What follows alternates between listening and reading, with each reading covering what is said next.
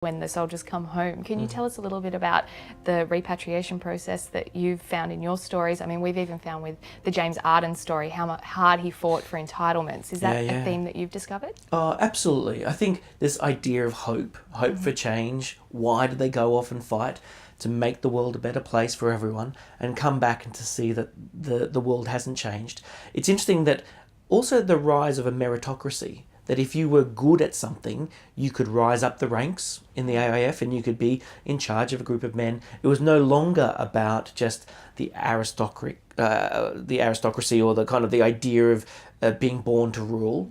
It was actually, you know, if you were good, you could get somewhere. And so a lot of these Indigenous men came back good at things that were useful either on the reserves or maybe at the stations they were working on, etc.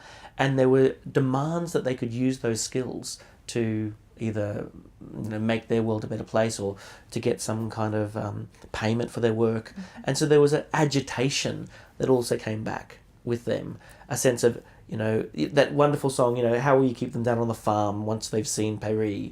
The sense also of an aspiration, how will you keep them oppressed if they've known the freedoms of travel and money and being treated as equals? And fantastic stories of how Indigenous soldiers who were being oppressed, ex-servicemen, people who've returned, and how their white counterparts then will fight for their rights, either on what would then become Anzac Day and about bringing people in into the pubs to have a drink, or suddenly changing the rules to say, no, this is my mate. He's not really Aboriginal. He served in World War One. You know, the kind of exceptionalism that kind of formed around talking about Indigenous soldiers, which was very interesting. I think that there were as many terrible stories as they were uplifting stories, and there are no... I think it's incredibly difficult to say that there's a uniform approach, individual by individual. You know, some people are absolutely recognised. You know, there's stories of their names going on war memorials and all these small towns and those kind of generic war memorials that went up everywhere. You know, their names were there and they were recognised, and in other towns where that wasn't the case. So it's interesting that there is no unified narrative around Indigenous service and why it's easy to forget it. There's no way of talking about what it means.